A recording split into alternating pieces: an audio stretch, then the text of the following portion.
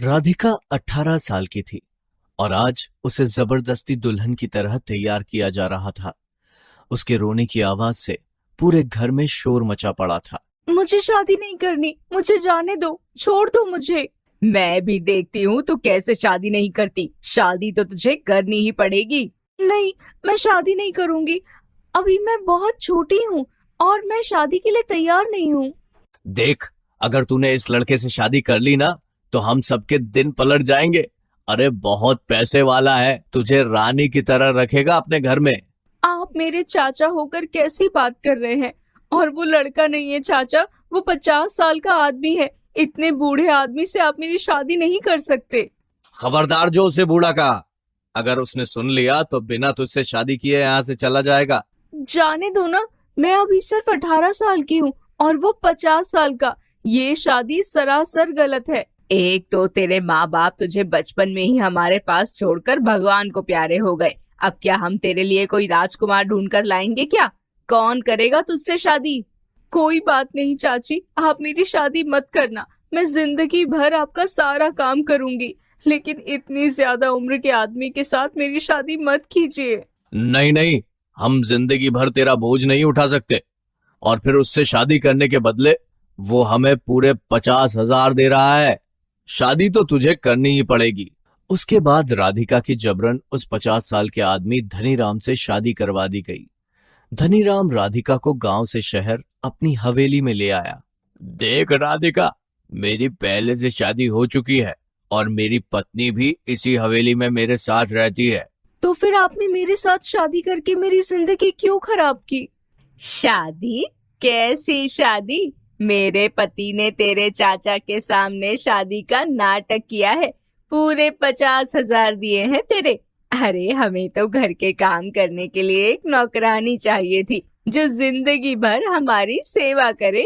और हमारे कोई संतान भी नहीं है। जब तू हमें एक बेटा पैदा करके दे देगी तो उसके बाद तुझे जिंदगी भर घर में नौकर की तरह काम करना पड़ेगा। समझ गई? आप अपनी पत्नी के रहते किस तरह की बातें कर रहे हैं? आपको शर्म नहीं आती? इसमें शर्म की क्या बात है? मुझे भी अपने बुढ़ापे का सहारा चाहिए। और वैसे भी कौन से मेरे पति तुम्हें जिंदगी भर अपने साथ रखने वाले हैं?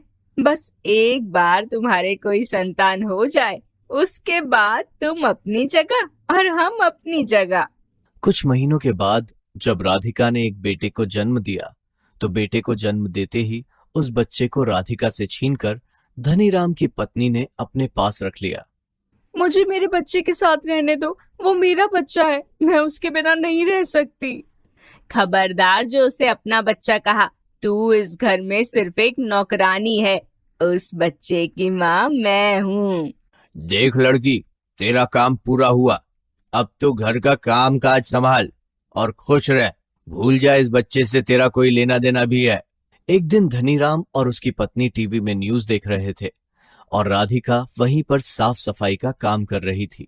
तभी न्यूज में राधिका ने सुना कि अगर किसी भी महिला को अपने ऊपर हो रहे अत्याचार की शिकायत करनी है तो वो दिए गए नंबर पर फोन कर सकता है। क्योंकि राधिका थोड़ी सी पढ़ी लिखी थी, इसलिए उसने चुपचाप वो नंबर एक पर्ची पर लिखकर अपने पास रख लिया और एक मौके की तलाश करने लगी।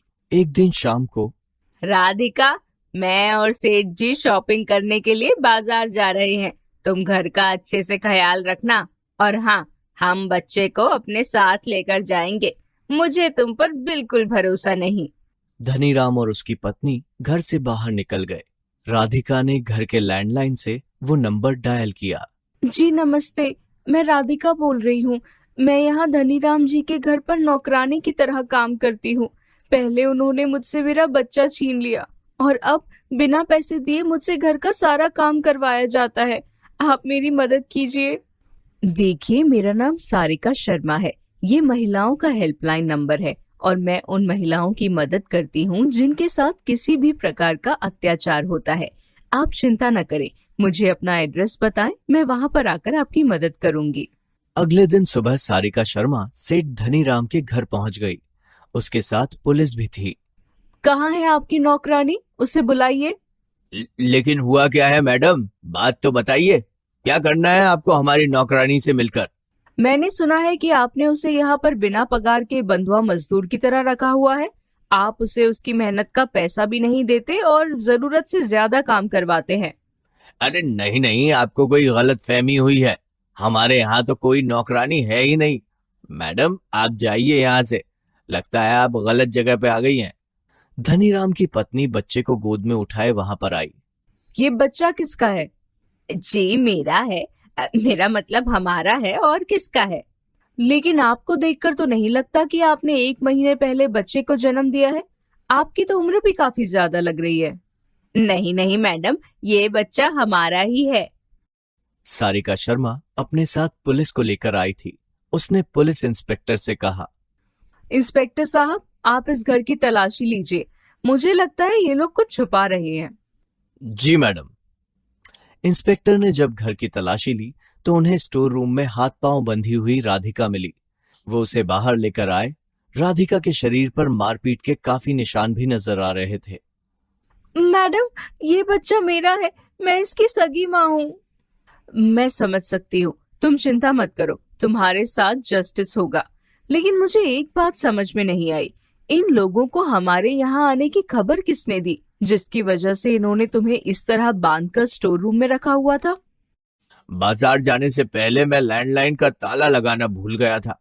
घर आने के बाद मैंने घर के लैंडलाइन का नंबर रीडायल करके देखा था। मुझे इस राधिका पर हमेशा से शक रहता था और इस बार मेरा शक सही निकला। इसीलिए सुबह आप लोगों की गाड़ी आते देखी तो हमने इसके हाथ पांव बांधकर स्टोर रूम में छुपा दिया। सिर्फ इतना ही नहीं मैडम, इन लोगों ने कल रात को मुझे बहुत मारा। बहुत होशियार बनते हो ना तुम। अब जेल में जाकर तुम्हारी सारी होशियारी निकलेगी। इंस्पेक्टर साहब, गिरफ्तार कर लीजिए इन दोनों को। अब मैं अपने बच्चे को लेकर कहाँ जाऊंगी? मेरे चाचा ने तो मुझे पहले ही इस आदमी को बेच दिया था। तुम चिंता मत करो राधिका, हम तुम्हें नारी निकेतन भेजेंगे। वहां पर तुम्हारी और तुम्हारे बच्चे की अच्छी तरह से देखभाल होगी और तुम्हें कुछ रोजगार भी दिया जाएगा। रही बात तुम्हारे चाचा की, तो उन्हें भी सजा मिलेगी। हमारी पुलिस टीम जाकर उन्हें भी गिरफ्तार करेगी, क्योंकि इस जुर्म में वो भी शामिल है। सारिका शर्मा ने राधिका को उसका बच्चा वापस लौटा दिया। राधिका के चेहरे पर मुस्कुराहट आ गई, क्योंकि आज उसे अपना बच्चा और अपनी जिंदगी दोनों वापस मिल गए थे।